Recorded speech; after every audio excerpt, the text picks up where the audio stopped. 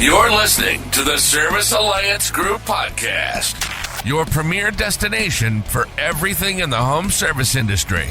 Subscribe to our channel for business insights, education, and exclusive interviews with top home service industry experts. What's going on, everybody? TK here with the Service Alliance Group, and we're bringing back the Appliance Alliance Podcast. And I'm excited because we haven't done one of these in quite some time, and we've got a special guest today. If you've been around the Appliance Alliance, or if you've been around the Appliance Facebook community for any time, you've probably ran into this guy. He's been around since day one of the Appliance Apprentice Group. I'm pretty sure he's one of the day ones of the Appliance Apprentice Group. It's my friend, my brother, Andrew Soper. How are you doing, Andrew? Real good, TK. Thank you for having me on the first podcast back. It's pretty cool. Absolutely, man. It's my pleasure. Like I said, you've been around for a long time. You've been in appliance repair for a long time. And when I saw that you wanted to come on, I was like, oh, that's a perfect first guest to have on because you've got a plethora of knowledge, a plethora of experience. I know I've learned some things from you over the years, and I'm just glad to have you on, man. How you been doing? Real good. I love taking part in these things. It means a lot that people are willing to listen to our stories, and I'm happy to share mine. It's not unique, it's not special, but I think it's impactful. I think all of us have somewhere and something to talk about, and I'd love sharing my story. I was there from day one. I was one of the very first moderators of not Appliance Alliance. It was Apprentice Alliance or whatever it was. So I do go back to that when you first started it. And I've Yeah, tried to be in all the different rooms and stay part of it. Not yeah. quite as much as I used to, but I'm still around. But Oh, yeah, yeah. I'm doing pretty good. Kicking ass and taking names at the moment. We're slammed. It's amazing because I know that a lot of the industry's slowing down a little bit. I think between the after Christmas rush and money slows up quite a bit in the winter, but I'm not feeling the effects just yet. And Yeah. still coming down off the high of Asti from a month ago. That's always a good rejuvenating time. So How was Asti? Do you want to share about that a little bit while we're talking about it? sure, I think Asti or any convention can be a really good experience for somebody that's looking for that. As a solopreneur and kind of alone on the road, we don't have coworkers to bounce stuff off of, and it takes some of that community to really make put your head in the right place, right? You don't have that group of really close coworker friends, and that's what they kind of are, as coworker friends. So going to Asti and having that social time, going to Asti and getting some new education and new tips and tricks from everybody. It's a really great experience to go to the big conventions like that. It can be a little overwhelming if you're not used to being around 1,500 plus people Yeah. all in the same room. But once you get past that and start saying hello to people and, hey, I'm Andrew, I'm out of Southwest Ohio, what's going on with you? It's a lot of fun. You can spend all day just talking to people and forget that you're there actually to go to class. Yeah, yeah, and some of the best conversations happen in between those classes, or sitting at a bar, sitting at a table, eating lunch or whatever. I mean, just meeting all these business owners, for me, that's the special part. The technicians, the business owners, and just being able to bounce ideas off each other, and some of the best nuggets that I got from these conferences didn't come from the actual teachings in the classes. It was sitting down having a beer with this fella, and he dropped a little nugget in my ear, and I'm like, man, that's a really good idea. And, you pull your phone out and punch it in for later, and I'm with you on that, man. Those conferences are a game changer. And I think for the people out there watching this that have never been to one, you should definitely pick one. Don't beat yourself up too much about which one should I go to. Just pick one that you can make happen and you can do and make it happen. Because they're just awesome. They're just a good time. You get great networking. Um, but let's do that a little bit about who you are. How did you get into appliance repair? How old are you, by the way? I don't know that. I turned 40 on Thursday. So Did you really? Happy I'm go belated, brother. I'm going to turn 40 on Thursday. Oh, this Thursday. Well, happy Yeah. early birthday to you. The big 40. Are you doing anything big for the 40? I took that day and the next day off, so it's the 13th. I took the 13th and 14th off and set up a bunch of meetings with banks and all sorts of different work-related things that I need to get knocked out. So not really, just having a bunch of meetings instead of running calls. I need to Work get some working things set up. working on the business instead of in the business, huh? Yeah, a kind of a workcation, if you will. Well, Uh, maybe you can find a little time to celebrate. I'm sure you're going to be well celebrated. Happy birthday, man. That's great. I didn't realize your birthday was this week. yeah, But how did you get into appliance repair? You're 40 years old. How old were you when you got started? it was April 5th, 2004, whatever the math is there. I believe that made me 19, just over 19. I had just been laid off from a position so I graduated high school into a job that was a salary position, and they laid me off just shortly after that. So I started in high school through a technical training for electronics and information technology.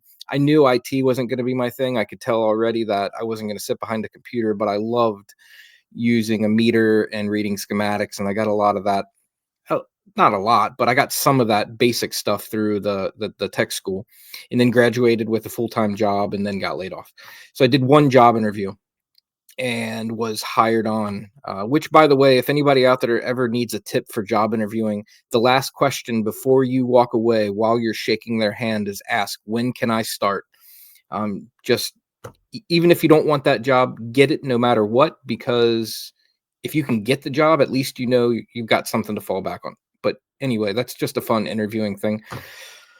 So I started with them. I was a week unemployed. I did one job interview on purpose because I thought I wasn't going to get that job. I thought I was going to collect unemployment and play frisbee golf for a few months because I got a severance package and unemployment was free, and it didn't work out like that. Um, Started working a week later. And that was in the appliance repair industry. I was an apprentice through that company, and we did quite a bit of on the job training for a long while. I learned, as far as I'm concerned, at 19, I learned the entire company within the first 18 months. Oh, I could wow. I could do every position there. I could fill every slot, and I was doing all the shop work. So I got a lot of like Miele coffee makers and the oddball things that I got to specialize in for a while, and as well as run calls. And um, they took it pretty easy on me as a kid. Told me grow a goatee and set me loose. They said you're not making any money with that baby face, so they made me grow a goatee. And then from Been there growing on, ever since, huh? yeah, pretty much. Actually, it took me about 10 years in the industry before I started growing a beard out. I felt like it was disrespectful to my employers to body image things like your beard, like tattoos, the different things that people judge you over. I didn't want to do Yeah. that to my boss, and I felt, that respect was owed to him more than even myself. So I didn't grow a beard for a long time. Kept it really trim and exact same haircut until I was 30, and then I quit cutting my hair and quit cutting my beard, and here Just we let it are. go, right? Well, yeah, because now it's The my bear skill that talks for me instead of my face. the beard's looking good, brother. I will give you that. I've always admired your beard over the years as another bearded brother. I think that the beards are socially acceptable nowadays. They've really come around, and people don't necessarily judge us as much. But it Agreed. sounds to me like, just going off of what you're telling, what the story about how you got into appliance repair, this company that you work for was a dynamite company. Like, they sound like they did some really good training. They sound like I mean, 18 months and you were pretty much able to run the entire show there, or at least Not help out literally. really good. Um, what was that training experience like, or what are some of the things during that training process that you remember that really stuck out as this is a good way to train someone, or key takeaways from that? So I'll tell you, their process might have been a little excessive, but I think I was the youngest person they had ever hired. And at that point in my life, I didn't even know what they were doing to groom me to be the tech that I was. Uh, but 6 months I think is a great training program. Really getting to see everything. And one of the best things I can suggest for training is if you have a company of more than one technician, run that new hire with every single person. Let them learn every small detail Mm, that they get from each guy. Just for example, there was one technician that carried a butter knife in his toolbox. I thought that's the craziest thing. That man used that butter knife to do all sorts of stuff because it was fine and small compared to a putty knife that we use. It worked for so many things, and that's just a small trick. I don't carry a butter knife, but point is that you can pick up small little details like that. Another old timer been doing it his whole life. I got to learn from him, one of probably the industry greats. You know what I mean? You don't get that wherever you go. Plus, I got to run with bosses who had two totally different personalities.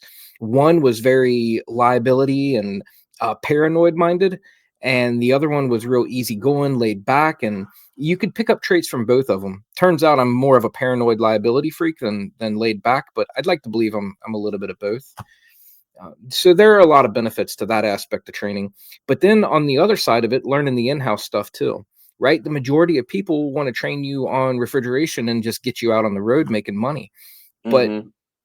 part of being a good tech is doing good paperwork. It's filing things properly. It's keeping things organized. So being able to see how this tech does terrible paperwork and this tech does really good paperwork, you might want to emulate the tech that does good paperwork. So you start to Yeah. learn that this actually makes things a lot easier for everybody. They're not just, the office girls, as everybody said back then, but office staff weren't just complaining at you to complain. It was because you're making their lives hell. So being able to see that from inside mattered quite a bit. And I think that helped also. That's a great point, man. And I think I love what you said about being a technician isn't just about that. Being a great technician is the paperwork is part of it. Like, in It my has to be. experience over the years, the few years that I've been hiring and firing people, it's it's a you can either have a guy that's really good with the paperwork and really good with the customer. It might not be a rock star tech yet because we can make him a rock star tech. But man, if he doesn't fill out that paperwork and I gotta try to figure out what he did and what the model number was, and you didn't take your before pick, you didn't take your after pick, you didn't do your credit card processing right and you didn't get them to sign it and now I got to track down a signature. It's so true. Another little nugget you just dropped that I hope no one breezes over was that nugget about how that company allowed you to ride with every tech in the company. We do that as well when we hire people now. We're not planning on hiring in 2025, but the last few we hired, and we've actually considered, because I have a really tight network here, and I'd like to get your opinion on this, Andrew. We have a really tight network here. I've actually considered reaching out to some of the one-man shows around here, the Scott Holtz, the Chad Ricks, names y'all have probably seen in the groups. Those are local guys to me, Brian Wilson, and actually having my trainees ride with them to actually learn more. Because like Scott's a Samsung master, and these are guys that I absolutely know aren't trying to steal my text from me. They don't want text. They're one man shows and they're perfectly happy with it. But that's a really big thing is getting them in a van with someone other than just you. Because there's so much we can learn from everybody. What do you think, man? Is that a horrible idea? I'm 21 years in and I still love riding with other guys. That's going to be part of my own personal journey moving forward is to go and shadow other company owners, other techs, because there's always something to learn. The day that you guys suggest otherwise, you might as well just quit. Because Mm, if you're not learning every single day on this job, then I don't know how you're doing it. I mean, Whirlpool direct drives, right? They're gone. You can't say that I work on the same thing every day anymore. It's just, I feel like it's impossible. Maybe there are certain companies out there like through the LG compressor spiel. Maybe they were running, 15 compressors a week and that's all they were doing. But mhm. that's far and few between. That doesn't happen that way. So to me, it's always you should always be learning. That's part maybe my goal in life is to constantly be progressing. But As far as riding with other techs, if you can get them to agree to that, that's a score, man. I don't know why you'd ever pass up a, a situation like that.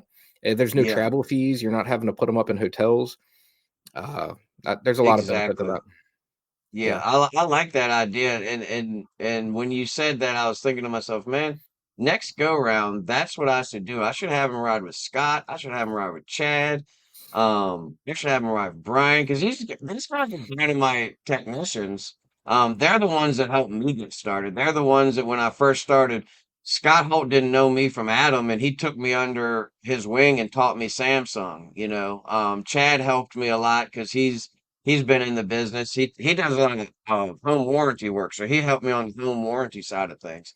Um, Sorry, I was getting a little distracted, but Mhm. um, so you were working for this company, and then at some point you had a good long career. Because I remember talking to you when you were still working for the company, and you were killing it. I mean, you were making really, really good. I hope you don't mind me saying it, but you were making good money as an appliance technician. You were one of those guys when I first met you and I talked to you. And you told me like roundabouts how much you were pulling in a year. I was like, holy shit, this dude is straight killing it in appliance repair. What what made you make that transition from saying, all right, I love what I do. I can tell you love appliance repair. I'm good at what I do. I'm absolutely killing it. What made you make that transition to say, hey, I'm going to start my own business? So before we get that far, I've always made good money as an appliance tech, even as a trainee. Things always progressed. You make a little bit more every year to the point where you kind of plateau, and that's kind of where I was. But that's not all Andrew. Right. You can say I'm a good tech as much as you want, but a lot of that is the way a company is constructed that gave me the ability to make good money. Right. They were Mm, able to get things lined up with proper routing. They were limiting how many warranty calls you were running. They were really truly they cared about us. And I will say it now, but I'm going to say it again later. I didn't leave unhappy. I didn't leave hating my job. I loved the company. I loved being a tech because I'm a tech first for sure. And I never aspired to be a business owner. I watched multiple bosses go through pretty tough times as the owner of the company. It might not have been financially every time. Sometimes it was just dealing with that guy that keeps screwing up. mm, Sometimes it was dealing with the customer that I know is mad at me, but I didn't have to deal with them because it went to the boss. And those are things that I always appreciated sincerely. And I was pretty adamant for most of my career that I never cared to go out on my own. But the transition did happen. And uh, there's a, I'm in a tri state area. And I always felt that I contributed to showing the rest of the company that the Kentucky route specifically was not a bad route. We had lost multiple guys over a short period, and they kept blaming the route. And I had felt deep inside my heart that it's not the route, it's the tech. You can make the best of this area. And then by the time I left that area, I felt like it was enough to support two people potentially. It wasn't a bad route. We just had people that weren't willing to put in the time. So then I moved up north, and we're between two cities where I'm at now. Between Cincinnati and Dayton are the areas. Great Miami River is the river that cuts through, makes a valley. You've probably heard of Miami Valley. There's great. The Miami rivers are huge, and they've made a major valley in Southwest Ohio. That's what my company name is. Anyway, Dayton is a little bit too far sometimes, and Cincinnati's plenty busy, but there's a large area in between filled with suburbs. And I was going to Dayton at least one full day a week. And I had finally got to a point. I said, I want to do this again. Kentucky was a lot of fun. We built that up. We did a really good job. I'm saying we on purpose because it's not all me. It was a company that we were able to do that together. And I had asked to do it again. And I had kind of set everything up and set up a strategy to try and do it for him because I truly felt that this was a good move for everybody. I wanted to expand his company, not build my own. But after being told maybe I'll think about it the third time, I had pretty well structured my game plan and decided that this is what I want to do. And when he said no, I respectfully asked to be released from my non-compete, and I'd like to do it for myself. And I think we both have regrets in that exact moment, but but I'm not unhappy with Great Miami either, right? I transitioned on purpose to be able to serve a new set of clientele, to make an expansion of a territory. That's really what it boiled down to. And I think both of us, like I said, have regrets, but I think both of us were right too. The way I had it all planned out may not have been as profitable as he needs to be.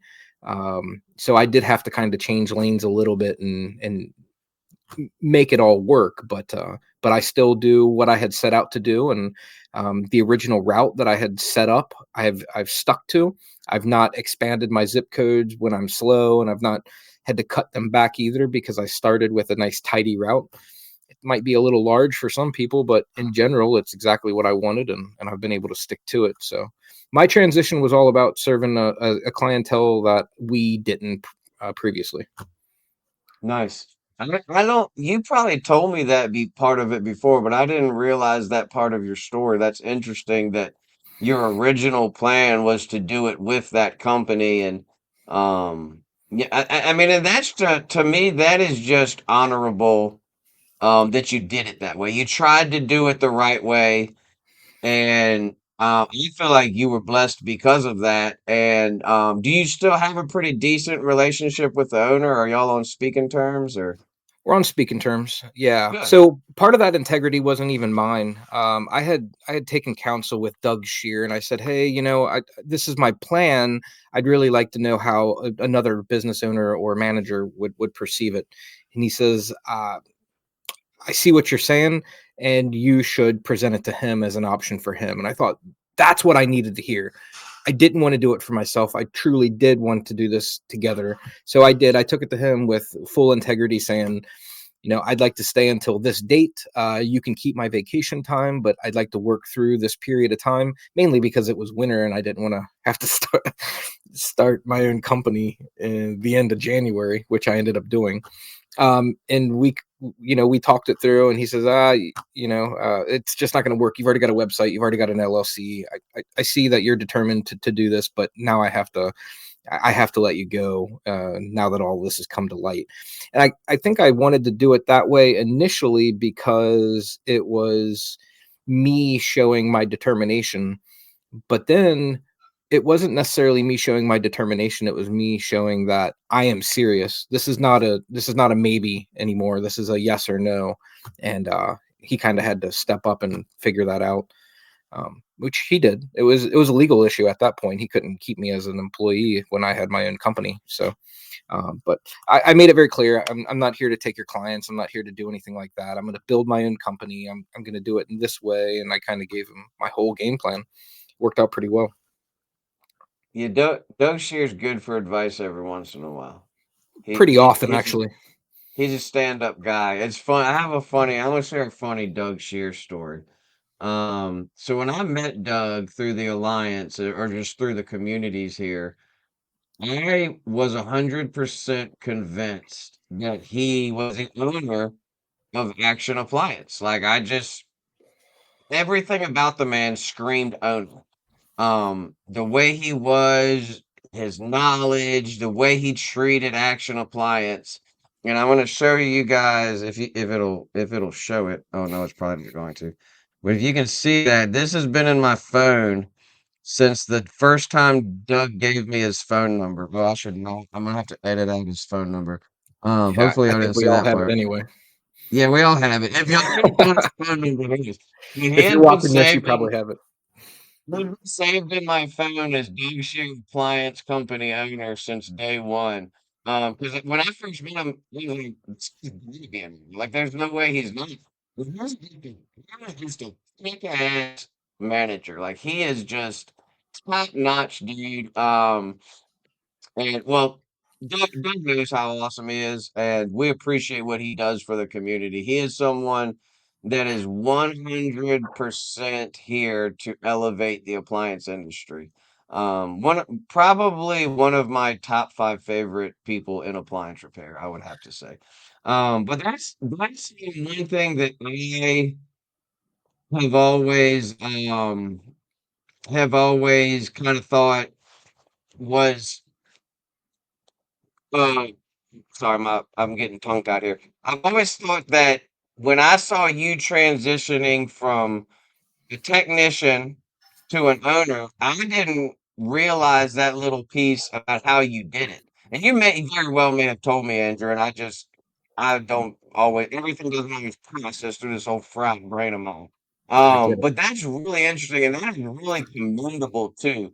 Um, One thing that I would like you to share with the audience here is if you could go back in time and we had a time machine to the months, year, week, whatever before you started Great Miami Appliance Repair, what would be the pieces of advice you would have given yourself then, before you started your business? I don't have too many things that I would have done all that differently, other than I would have held my tongue a little bit longer. Knowing now that it was going to get me fired, I would have waited a little bit longer because I wanted to save more money. And although I did fine, we had a good enough savings to back it all up. I wish we had more, and that was the whole point in staying those extra. It was like an extra 6 weeks, and I wish I had that 6 weeks to save a little bit more money. But really, saving money is probably it. I'm not sure, man. I think I Right. did it. I think I did it the best possible way, which was I did save money. I did have everything. Maybe buy a van first. That was a pain in the butt. Having to get a van through the middle of COVID was kind of rough. There were a limited supply. I lucked out on almost everything that's ever happened in appliance repair. So I did find a van pretty quickly. But that maybe that would have been one more thing, is being prepared with more savings and maybe more tool like Preparation. preparation. Yeah, yeah. Yeah. I But would say, and I would be curious to hear your opinion, having done what you've done and from what I've done, extremely successful. Um, for someone, we have a lot of viewers that are interested in starting a business, maybe in the first trials of starting a business. What would you say is a good cushion, to say, all right, I have this amount of money in the bank. And I'm not talking about a specific amount, but I'm saying 3 months of savings, 6 months of savings to carry you through however many weeks, months, or whatever you think would be necessary. What is a good cushion for someone that's trying to start a business that they could feel comfortable going in and getting the ball rolling? there's no number. You know that as well as anybody. It's all going to be, a case situation. And a lot of it has to do with your own personal discipline too. If you're willing to let your company get healthy before you get healthy, that's going to be Mm, a mindset that I can't teach. And that was something that I went in really early on. Andrew doesn't get paid until the company's healthy. So I saved up as much as I made that year, which was pretty tough. I think realistically, I guess, is probably 3 months to live on, and understand what business costs are going to be before you even start, what you're going to need to invest. So 3 months plus starting costs, whatever that turns into. Um, which we had about 3 months worth of living expense savings, and we burned through it throughout the course of a year for sure. Because I kept taking from savings until about the first full year. And then second full year in business, I paid myself salary and I did all the things that I needed to do to keep Andrew healthy. We had to rebuild our family back up. And then now after the third year, I feel like I have both a healthy family as well as a healthy company. So um, I don't know if there's an exact figure, but that's kind of how I look at it. It's a hell of a lot more than you think it is. I promise you that. yeah, exactly. Yeah, it's whatever you think the number is in your head, double it. Double it. That Yeah. that's probably a good double it or triple it. Yeah. Because you really can't be too ready. Like it's. I remember when I kind of started mine through trial, and I would not at all suggest to anyone doing it the way I did it. I was literally living off credit cards for a while. Yeah. And I was putting everything on the card, I was making money during my apprenticeship because I went into appliance repair with the goal of starting my business, which was a little bit different than a lot of people's stories. But I mean, we were living off credit cards, man. I was racking up credit cards and just doing whatever I had to do, hustling on the side, selling used appliances, doing odds and end jobs, selling on eBay, selling on Amazon. And you really can't plan enough. That's one thing that I've seen across the board. But you don't want to let that fear of the unknown control you either, because there is going to be some things you're just going to have to trust and hope for the best. Um, and that's part of being an entrepreneur is taking chances. So this is year number 3, correct? I just completed year number 3. So Yeah, you're going into your 4th year. Man, time flies fast, man. It seems like you were just starting your business last year. it feels like it. But you're out there killing it, and right now it's you and you have a CSR. So real quick before you move on, there are kind of two types of business starts, right? There's one out of Hmm. necessity, and then there's one out of personal venture. And mine was more out of personal venture, not out of necessity. And the reason why I say it like that is because I knew that no matter what, worst case scenario, I'm employable in every city around the globe. I've got enough experience that I can go anywhere and I can get a job because everybody's looking for experienced techs. So that Yep. was something that I always had to fall back on. Worst case scenario, I'm still employable. I just hope I don't waste my time and money doing it that way. But yeah, it's me and a CSR currently. Heather is her name. She was in Florida when I hired her. I'm in Ohio, as you know, and she's recently moved to Columbus, Ohio, so she's much closer. She is a friend of a friend, is how it worked out. BNI relationship, actually. I don't know if you do any networking, but Business Networking International, BNI. I can't tell you if it was good or bad or not, but I made a lot of really good relationships. So even if that's all I got out of it, that was huge. I met Heather, and I've been able to meet a lot of friends along the way there too. I'm fairly certain I'm leaving BNI at the end of next month, but it's kind of irrelevant.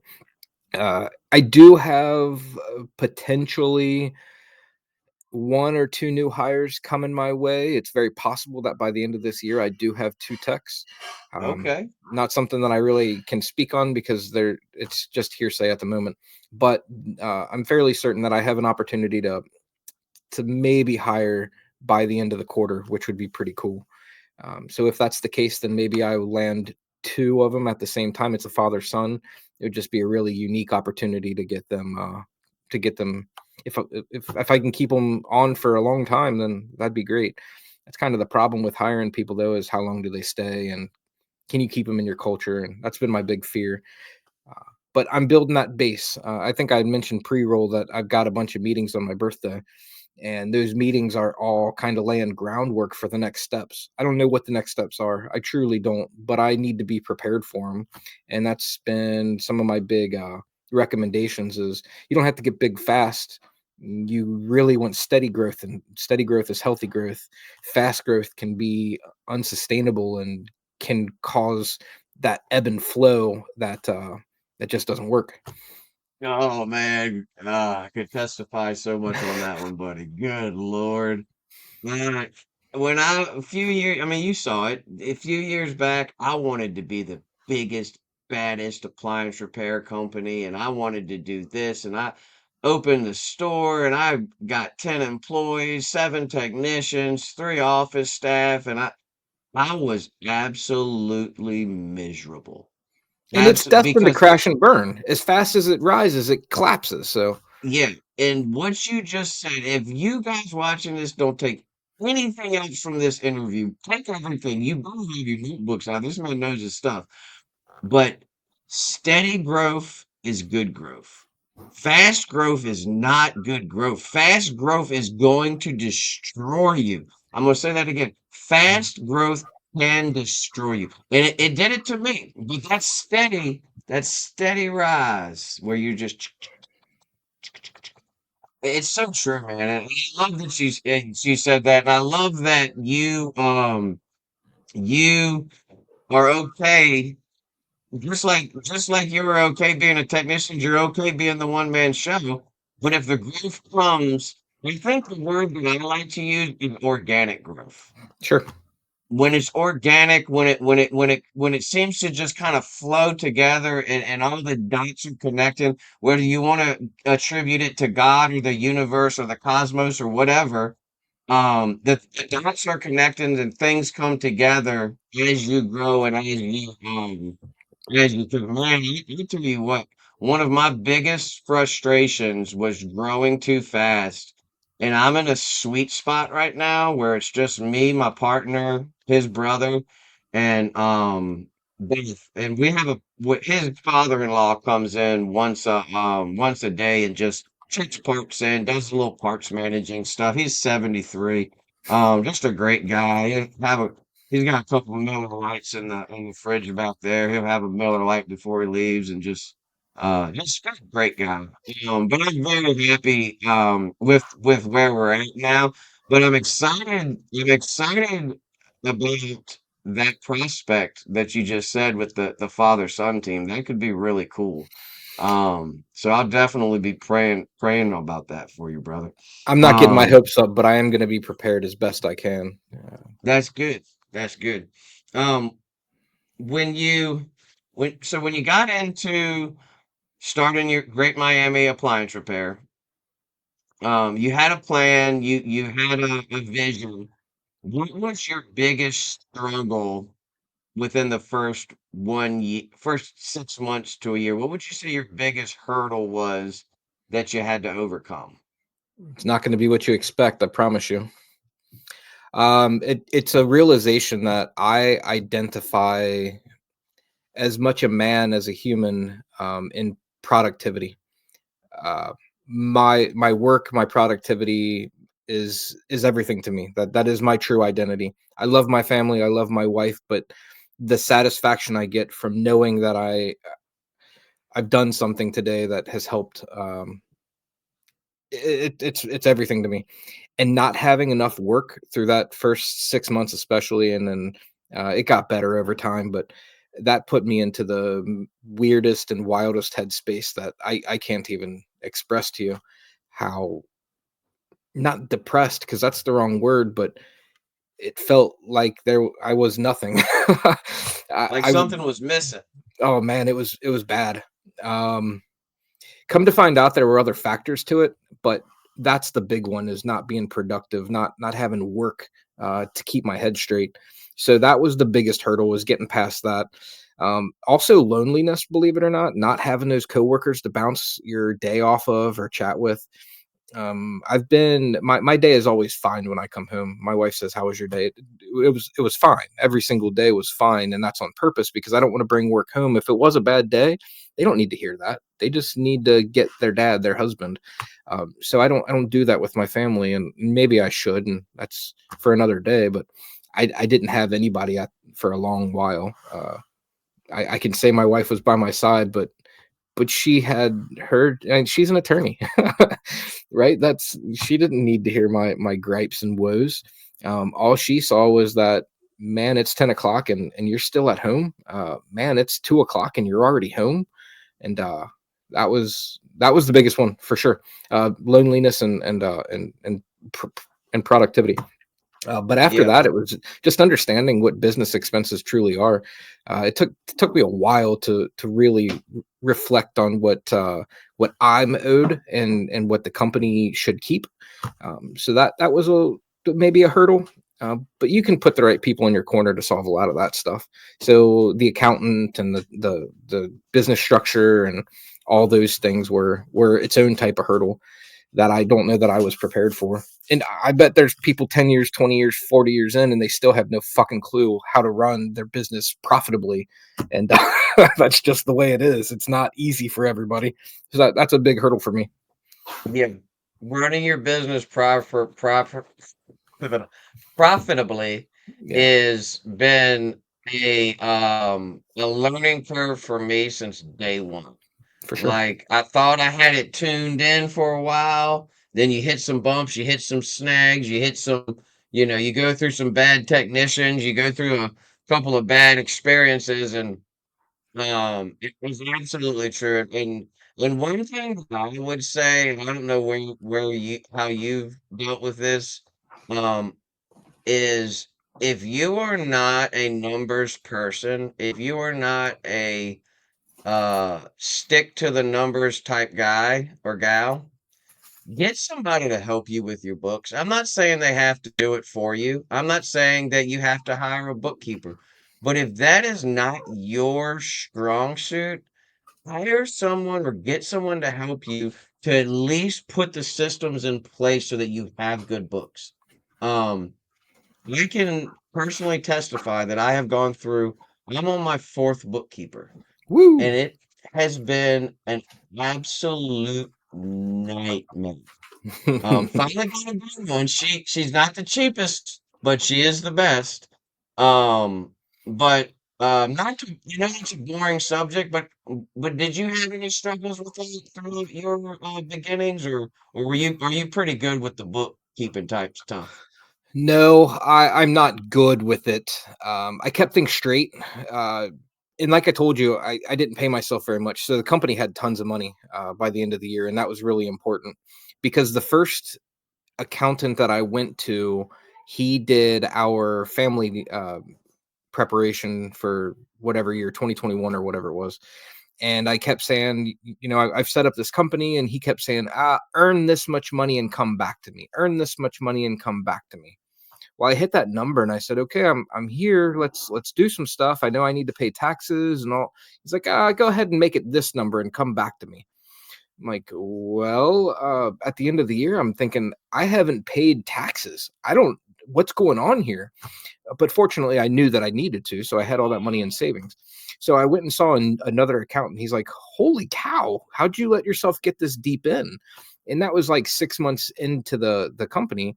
He said, "Yeah, we need to get this all set up." So probably August, give or take, that first year. Started in January. By August, I had a new accountant that got me set up with the sales tax and got me set up with paying my federal taxes. And if I had listened to that other accountant for much longer, I might have been into a legal scenario. I have no idea. Maybe not. I don't think the government probably doesn't care about my, my small fry business. But I'll tell you, it was scary because the bill that I had to pay after that 6 months was pretty substantial. And if I Yeah.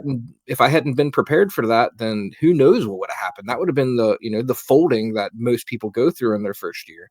Um, so that was a pretty big situation. But luckily, I Nice. kind of knew that you got to pay taxes. You can't just keep all the money.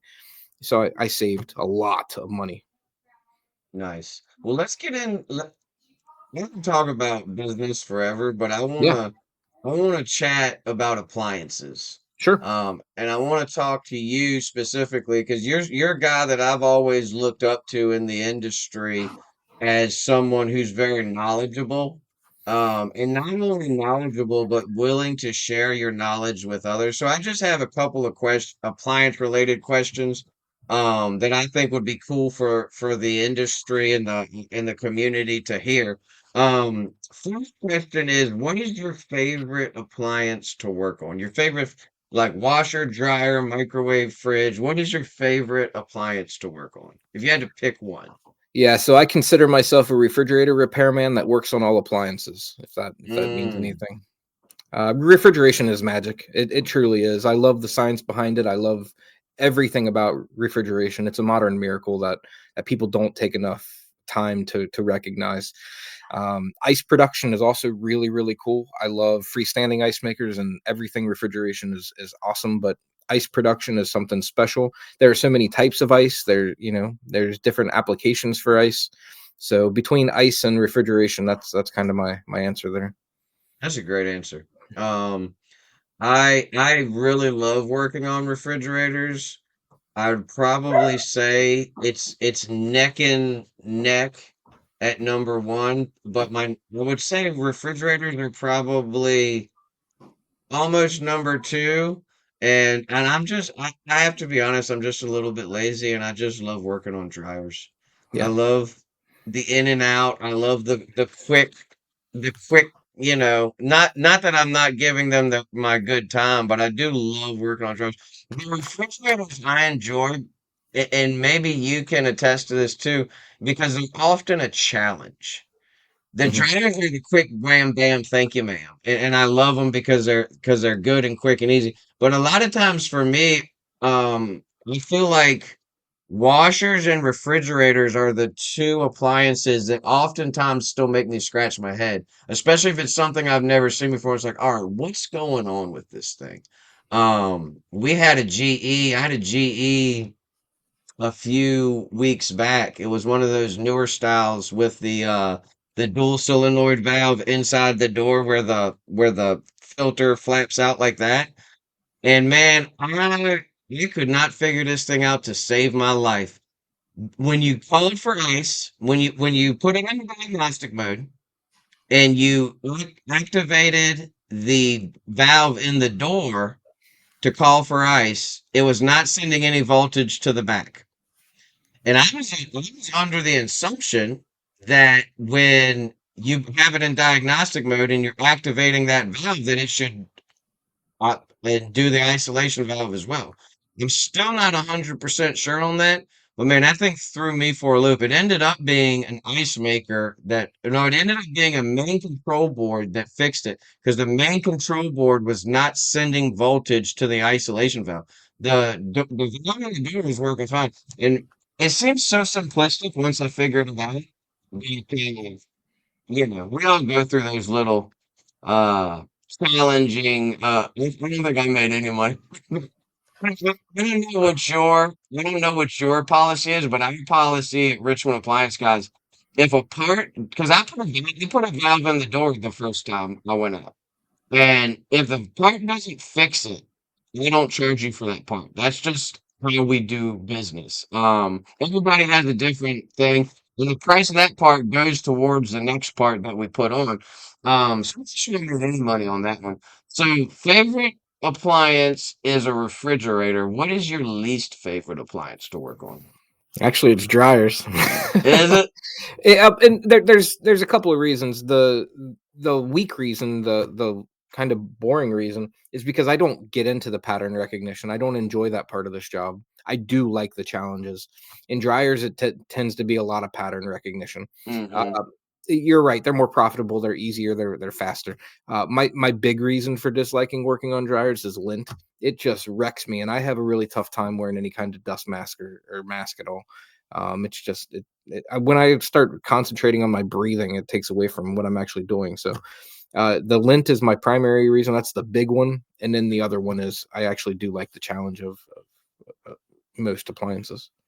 What's your what's your take on dishwashers? I don't mind them. I have no problem working on dishwashers. I think in general, I sell. Actually, they're like my highest close rate, I believe. Really? Yeah, I believe last time we ran the numbers, dryers and dishwashers were up there for the highest close rates. And I think once you can get past some of the built-in biases, that's one problem that I think a lot of people have is their biases just take over. And once you can get past that and just see the product that that customer has is the best one that they have, I think you can start to make better.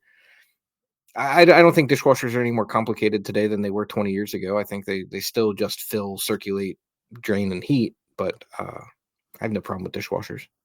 Yeah. Actually, I don't have problem with any appliances other than the profitability on microwaves and washers. I find that there's a major part of the industry right now suffering with bad wash machines, and the microwave issues are just that they're cheap and it's hard to sell or repair on a microwave sometimes. Yeah, I agree. We do a lot of microwaves.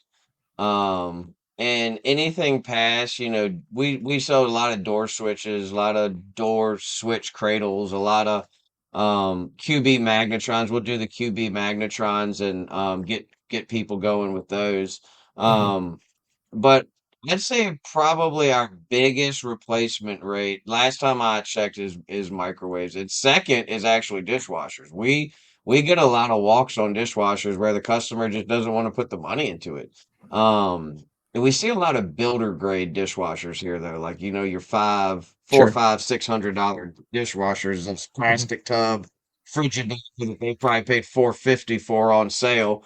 Mhm. And I go in there and quote them 375, 450 to fix it, and they're like, "Oh no, we're just gonna go get a new one."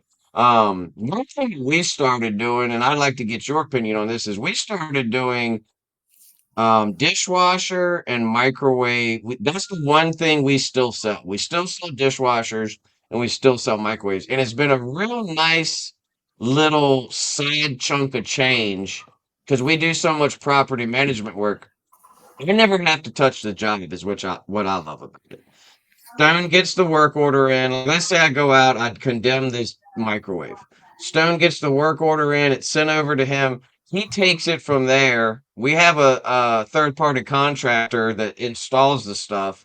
So we never touch the thing and we still make, a decent profit off of it. Do you guys do anything like that? Any installs or sales or anything, or is it 100% just repair? It's far and few between, but I do offer it to a few people. Property management, and I have an attorney out there that she represents a bunch of. Um, I don't even know what she calls them, but she's the financial whatever for these people, and I'll present the option to her pretty often. But I try not to get involved with installation. For one, it's tedious. It's low paying. It's tends to be harder work, which isn't why I'm shying away from it. But if I got to lift a microwave, a greasy, dirty microwave, compared to running a refrigerator call, I'm going to pick that refrigerator call all day. So All really, day. it's All it's day. only out of a certain helping service to a limited number of clients. I will take a dishwasher installation once in a while if a client can't get anyone else to do it. We have a few box stores that refuse to do them now, and I just explained to the client that it's I'm not removing the unit from the home. I'll install yours, but you're responsible for disposing of the old one. That's the Yeah. only issue I have with dishwashers is just getting rid of them. It's a pain in the butt. But nah, I it's would not be something that I would be right there with you if I had to touch any of it. Like I Mhm. told when we talked about this in a meeting, we had a team meeting and we were talking about ways to make more money. And I said, look, I'm perfectly fine with selling microwaves and dishwashers to our property managers as long as TK doesn't have to do any of it. I don't want to be Sure. hanging like pulling microwaves down when I have to put a magnetron in them.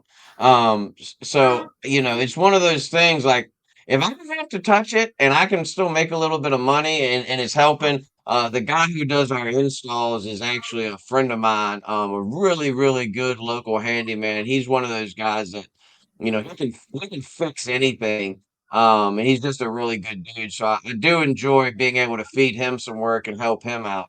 Um, as we're rounding into the hour, I want to be respectful of your time and dude, this time has flown because I've really enjoyed just sitting here chatting. I want to end with some kind of like fire off questions that I would like to incorporate into each episode. If you could pick three tools out of your tool bag that you would recommend to a new technician, what would they be? First and foremost, get yourself a bit organizer, a true bit organizer, fold open book style. Uh, just go straight to it and keep your stuff organized. Next is a tool backpack. Don't even try to go a different route. Go straight to a tool backpack and thank me later. Um, Love that. Man, third tool. Um, yeah, it's a quality flashlight. Even if you don't need it yet, get yourself used to using a flashlight.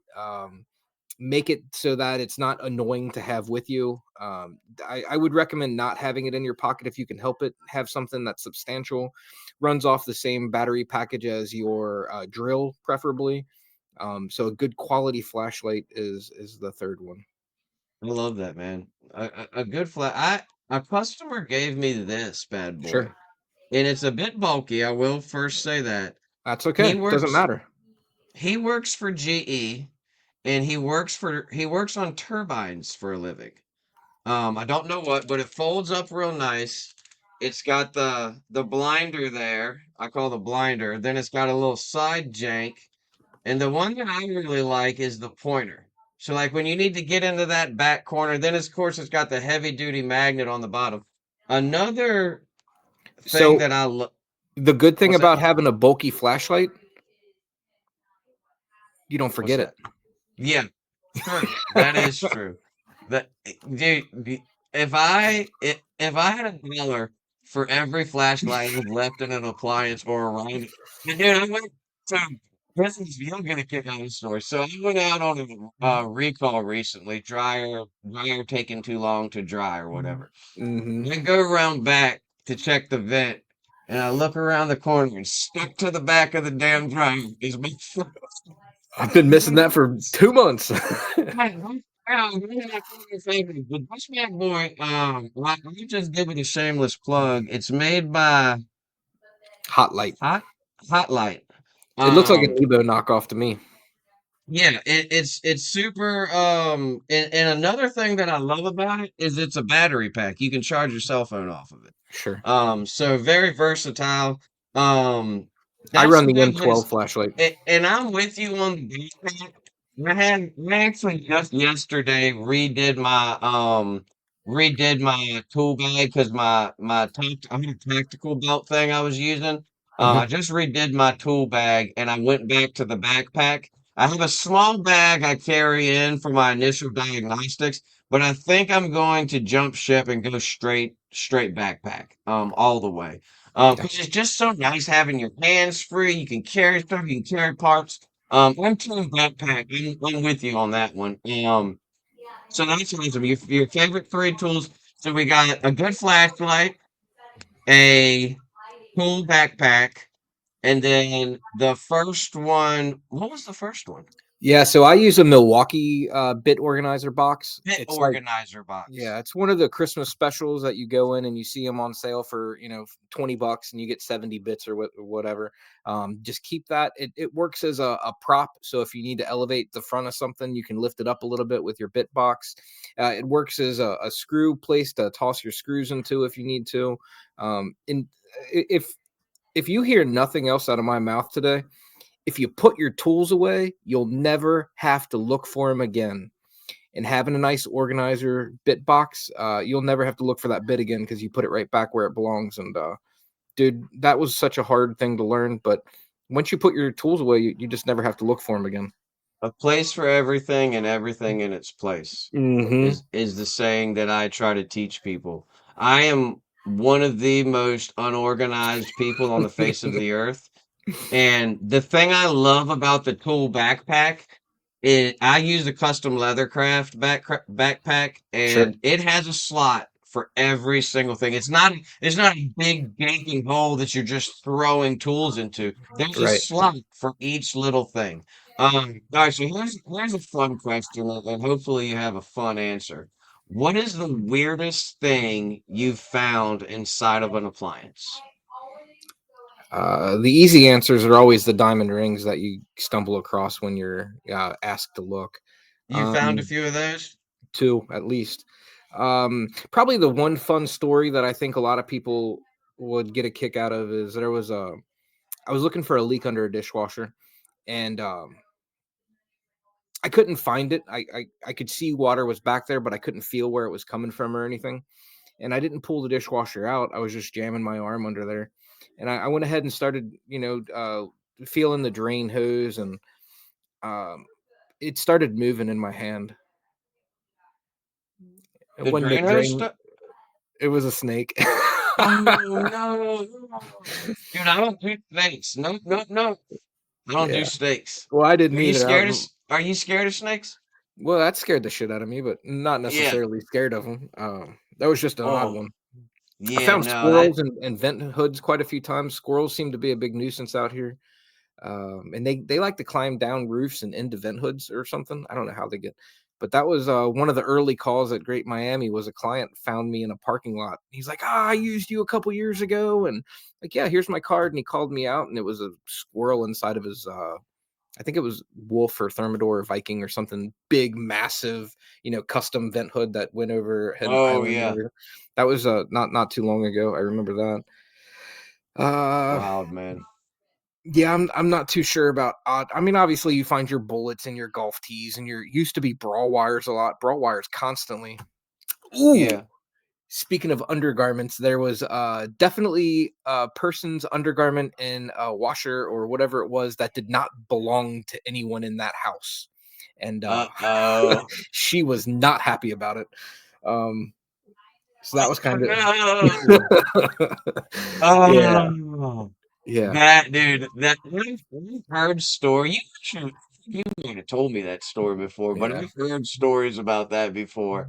Um, yeah, you never know, man. One of the craziest ones that I had was I was still in my apprenticeship, Hang on. and There was go ahead, another woman, an old woman, and go she for it. had stacks and stacks and stacks of envelopes in her freezer. And I'm like, why do you have all these envelopes in your freezer? And she was saving the stamps like it was like her legacy to leave behind for her kids. In the freezer? The freezer. She wanted to save the stamps for her kids. Like, what the hell? I think that woman was just crazy. I'm so sorry to interrupt you. No, you're good. Yeah, well, why in the freezer though? Like, is that supposed to preserve them? I feel like they would dry rot faster in the freezer. There was no logic to it. Just an old woman being old. Weird, weird. So I was in my apprenticeship working with Austin. You met Austin, didn't you, at Asti? That's right. You were at the San Antonio Asti. I don't Yeah, remember much of that. I Um, remember it. but I was a little inebriated the whole time. I'm pretty sure. Me or Austin? No, man, it was. Oh, I'm saying I don't remember much of it I because got I you. was I was pretty faded the whole trip. No, I'm just joking. I remember it, but it was definitely a good time. So when I was still apprenticing with Austin, we went out to put a new hood vent up in this apartment. And he's over there taking the screws down and he pulls it down. And as he pulls it down, like 5 or 6 dead crows fall into this woman's kitchen. And she's standing in the kitchen with us. And so Wow. there's just this pile of dead crows inside this. And I'm like, I'm just standing there. I didn't even think I'd been doing it 6 months yet. And I'm like, well, you don't think that's normal? Then we got gloves and a trash bag and bagged them all up for her. We've pulled snakes out, stuff like that. You just never know. All right, well, we're gonna wrap this thing up, man. I could leave. We need to have you on more. We need to maybe at least fancy the idea of some kind of regular occurrence with you on because I feel like I could just sit here and talk to you about appliances. I love talking about appliances, and it seems like you love talking about. I can tell you love talking about appliances too. One big thing that I took away from this, and I just want to say this before we hop off, is that you have a passion for helping people. I can tell that when you go out, you get a true satisfaction out of solving people's problems and making their day a little bit better. And I think that is the key to being a good technician. If you go out there and your goal is to help people and help them with their problems because sometimes helping them with their problems might be Mrs. Johnson, unfortunately I think it's best if you replace this dishwasher. Sometimes helping them with their problem is to say, hey, Ms. Johnson, I understand that you think it should fill with more water, but this is how high efficiency washing machine works. Those little things like that. And I just wanted to commend you on that. Is that something that's just been ingrained in you, or is that just something you've learned over the years, or just speak on that for a little bit, if you don't mind. Yeah, there are different stages of being a person, I think, and that's kind of a different topic. But I get to say something that not a lot of people say, and it's that I like what I do. And Mm, not a lot of people get to say that. And I do truly like what I do. So that's special. But as far as the different stages, I think early on, like that first up to 3 years, uh, you all of a sudden you know everything. Like you don't have to learn anything else because you're a fucking genius by the end of year 3. And then all of a sudden things start to transition and you're like, yeah, I don't know as much as I thought. So you start soaking up more and more and more. And then probably around like the 10-year mark, you're like, man, I know a lot, but there's still more to learn. Mm, And now I'm at the point in my career where I don't want to give you an answer. I want to help you figure out the answer. So it has nothing to do with how much I know. It's helping you learn to learn. And a lot of people just need that. They don't need the answer. They want the answer.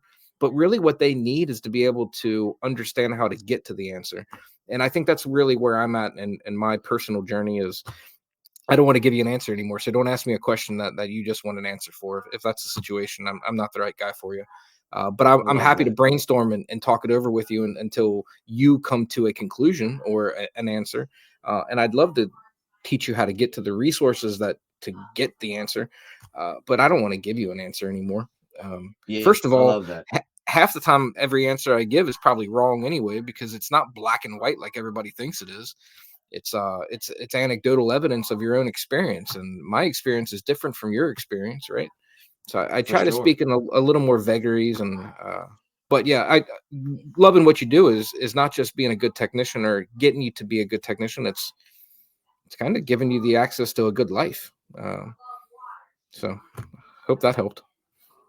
That is true, man. Because in my experience, and for some reason, when you were talking about that, the Appliance Alliance group popped into my head.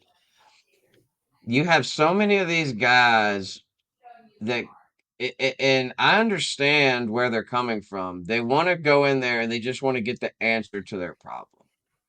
It's like the old saying, you can give a man a fish and he'll eat for a day, or you can teach him how to fish and he'll eat forever. And people get on me all the time. They call me the template Nazi or the model number Nazi or whatever.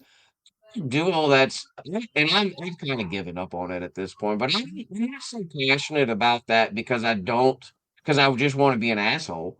It's Right, because it's because I want you to show us, what have you done so far? What have you checked? What diagnostics have you done? What troubleshooting have you done? Do you even know the model number? Do you know what the model number is of this appliance you're asking questions about? right. And and you it drives me crazy when I go on the Facebook group and somebody's posted a real generic question and the answer is control board. Um, you Yeah. know, uh, check that. Like, give me some instruction, give me some help. But it's so much more beneficial when you actually learn something that you can take with you. Well, thank you so much, brother. This has been a pleasure. I think you're gonna definitely be back. We'll see what's in store for Andrew Soper as this podcast progresses. And I don't even know which direction we're going with this podcast. I just know that I got to start creating some content because I absolutely love doing this, and I absolutely love talking to guys like you and gals as well. So if you're a gal out there, hit us up.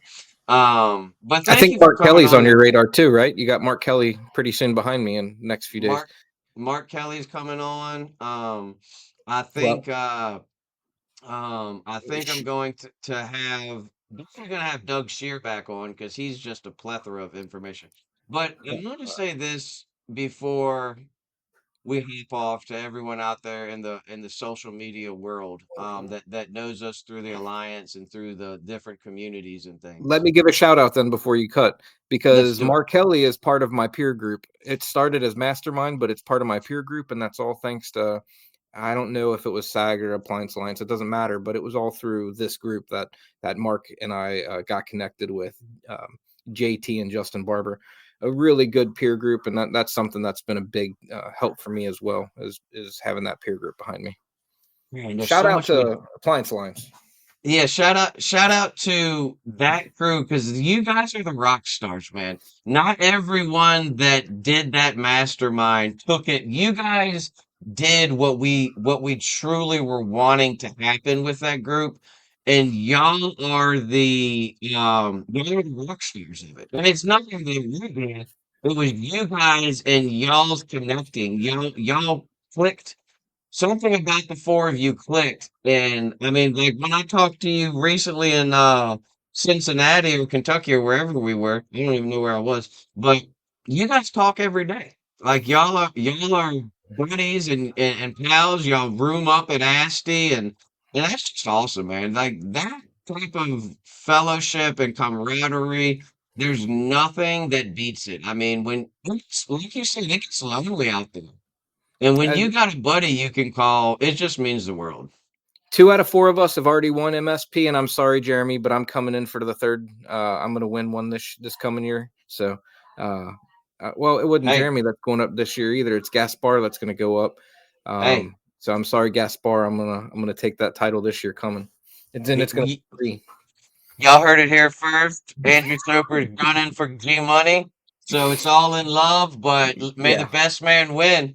Well, there's a lot of stuff we didn't talk about, so we're going to definitely yeah. have a episode 2. Next time. Anytime you want to hop on, brother, if you just have an evening and you just want to shoot the shit and hop on with TK, I'm here.